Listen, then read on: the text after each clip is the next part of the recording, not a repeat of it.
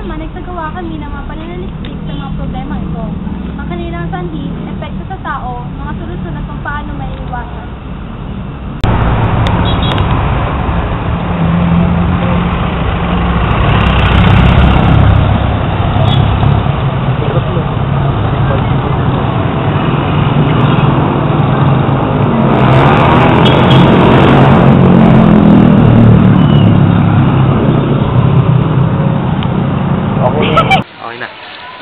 Dito po kami ngayon sa Wawa Dam at ngayon kasama po natin si Ate Josie. Yun. Ate Josie, meron lang po kaming mga ilang katanungan sa inyo.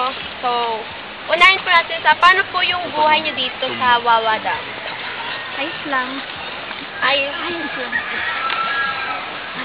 So, paano po kayo naapektuhan ng, paano po kayo, bilang po dito kayo nakatira, paano po kayo naapektuhan ng water pollution? Ano po, pagbaha lang. Mabaha siya ng malakas.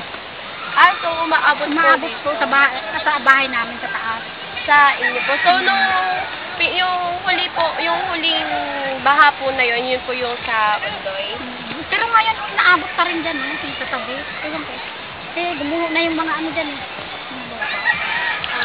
So, nung Ondoy rin po, gumuho rin po yung lupa. So, yun kung bakit po bumabaha dito. Sa magitan siguro ng pagtutroso doon sa taas. May nagtutroso din po doon.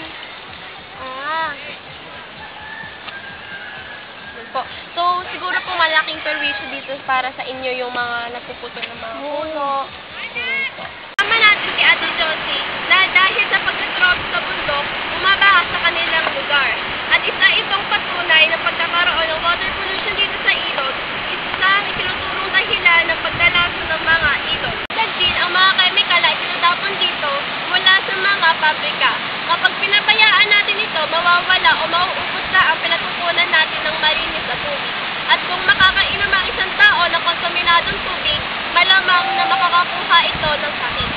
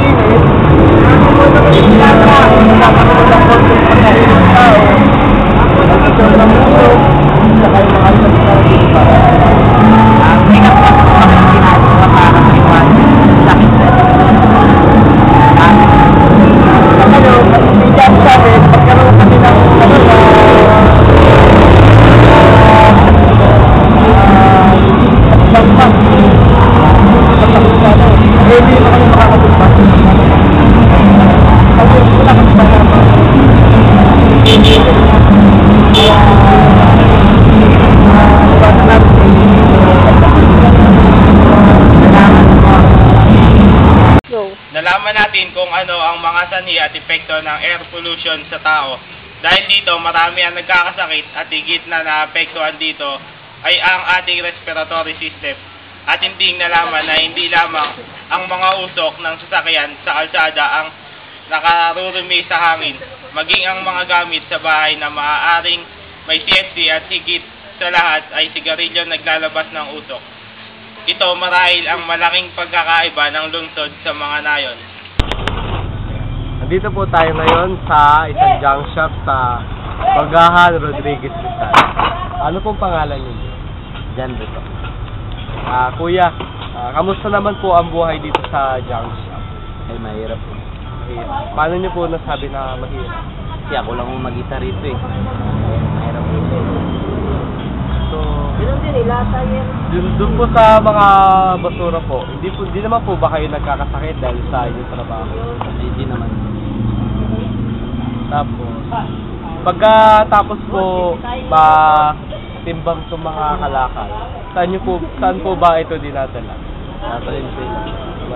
Ano pong gagawin sa Valenzuela? I-recycle. I-recycle. So, ilan po? Atin pong nalaman kung ano ang buhay sa basura, na ito ay nangangailangan ng tamang pagtatapon at pag-uuli. Ang basura ay siyang sinisisi sa pagbara ng mga kanal at estero. Pagkalas ng mga ilog at hangin, at sanhi ng mga nakakahawang sakit. Nalaman natin kapag hindi ito natapon na maayos, ay magdudulot ito ng napakalaking problema. Halimbawa na lamang ang pagbaha sa Metro Manila noong Bagyong Ondoy. Tayo mismo ang may kagagawan kung bakit naglipa na sa paligid ang mga basura, na tayo ang dapat sisihin sa pagdami ng mga basurang ito. At atin naman tunghayan ang huling problema kinaharap ng isang komunidad. Nandito po tayo sa Manggahan na kung saan may interview tayo na isang residente rito na apektado ng noise pollution. Ano po yung pangalan nyo? Nancy Bonita. Ate Nancy, paano po kayo naapektuhan ng ingay doon sa talyer at sa mga kapitbahay nyo po? Pag nagre-repair sila ng mattress, maingay yung grinder. Pag pinupukol yung mga bakal, may nagpuputol ng mga malalaking bakal, maingay talaga, hindi ka makakatulog. Bali po tuwing gabi, meron din pong ganon. Ay, sa gabi wala na. Araw lang sila nag-ooperate. Araw lang. Nakasakit po ba kapag may ginagawa po dun sa talyer? Ingay lang talaga. Yung sa air pollution, yun. Iba naman yun. Pag nagsasali ng gasolina, halimbawa nagsasali ng gasolina niya sa gasolinahan, talagang masakit sa dibdib. Saka nagkakasakit yung mga bata. Lagi kami nagpapadukot sa mga bata. Dahil nga naapektuhan yung mga bata. Pag nga mahina sila. Madalas ang pag sinunod mga asthma dahil asthma yung after, gumagamit kami ng nebulizer para madalihan siyang maligyan. Hindi po ba nila ginagawa ng paraan para hindi magkasakit yung mga ibang nakakaamoy? Wala akong paraan doon kasi pag kumalat na yung amoy, Ipapasahin na lang. talagang malalanghap ng tao. Parang masikip sa dibdib sa pag-inom. Lalo sa mga nagkakaedad at saka mga sobrang bata, magkakasakit talaga. Ating nalaman na isang malaking problema ang ingay sa kapaligiran. Na dahil sa mga ingay na ito, maraming napipinsala sa kanilang gawain at ang likha ng mga sasakyan, mga hayop at mga gamit sa bahay. At ng taong may malaking epekto sa kalusugang pisikal at mental ng tao. Ito marahil siguro ang pagkakaiba ng lungsod sa mga nayon sa kabundukan.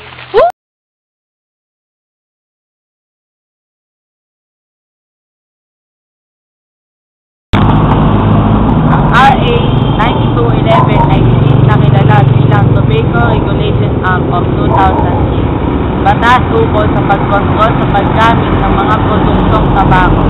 Ito ay pinagtibay upang itulong ang pagkakaroon ng isang kapaligiran na mabubuti sa kalusugan. Malaganapin ang impormasyon tungkol sa masamang apekto nito. Agad namang tumalima ang pamahalaan upang masugpo o di kaya'y mapigilan ang mga problemang dinaranas ng lahat. Noong 1999, isinabatas ni dating Pangulong Joseph Ejercito Estrada ang RA 8749 o ang Philippine Clean Air Act of 1999. Tinatadhana ng batas na ito na dapat ay maging malinis ang hangin sa pulaan sa pamamagitan ng pagbabawal o paghuhuli sa mga sasakyang bumubuga ng maiitim na usok.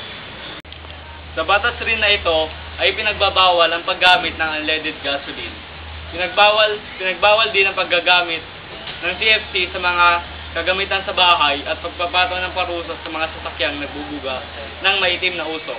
Sa batas rin na ito ay pinagbawal ang incineration o ang pagsusunog ng basura sa mga dump site. Tinatadhana rin ng RA 8749 ang pagsasagawa ng number coding sa mga lansangan upang mabawasan ng mga sasakyang dumadaan sa kalsada na nakadadagdag sa pagrumi ng hangin. Pinagbabawal din ng batas na ito ang paninigarilyo sa mga pampublikong lugar. Isinabatas din ng ating pamahalaan ang RA 6969 na mas kilala sa tawag na the Toxic Substance and Hazardous and Nuclear Waste Control Act of 1990. ang batas na ito ang pagbabawal sa paggamit at pagtapon ng mga kemikal na lubhang mapanganib sa tao at sa kalikasan. Natadhana rin ang batas na ito na ang mga kemikal na ginagamit sa industriya at iba pa ay dapat masuri kung ito ay may nakasasamang epekto sa tao at sa kalikasan. Marami pang isinabatas ang ating pamahalaan upang mapangalagaan ang kalusugan ng mga mamamayan nito at maging ang kalikasan ng bansang Pilipinas. Matapos ang aming pananaliksik, masasabi namin na 4 ang malalaking problema ang hinaharap ng isang komunidad. Ang problema ng pagkakasura, polusyon sa hangin, polusyon sa tubig at noise pollution. Ang lahat ng ito ay may malaking epekto sa pamumuhay ng tao. Nalaman din natin ang mga ginawang hakbang ng ating pamahalaan upang masugpo ang mabiglang solusyon ng mga ito.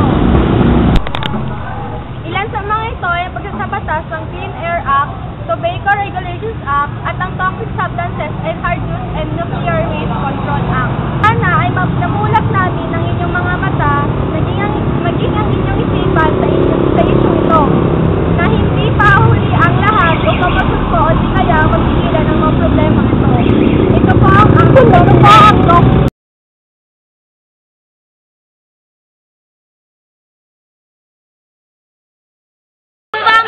Ang sakit sa mata eh! Kala mo yung like yung swimming pool. Okay. Kasi sinipa ako dito. Komunidad ay may problema kailangan solusyonan. At ang mga problema ito ay hindi na So, nung on the report, gumuho rin po yung lupa. So, yun po. Father!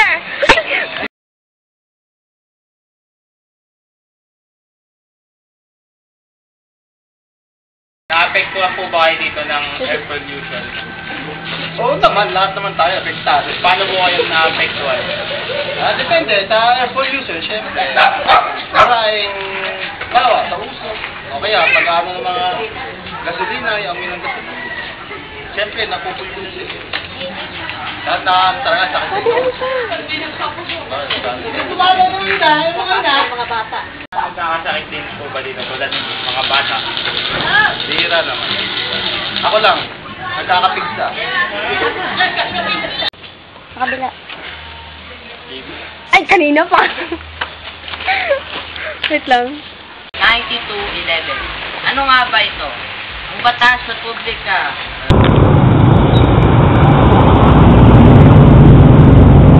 Ay, game na kaya!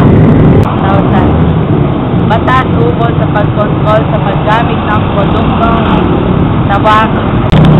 Ganun yung assistant. RA 92. RA 92.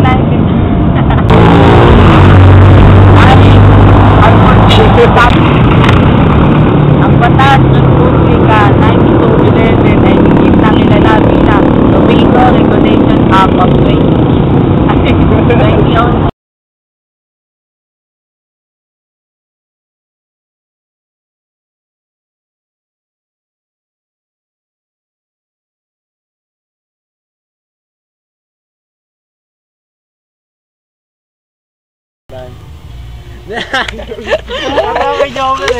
Ano ulit una? Ano, Mike?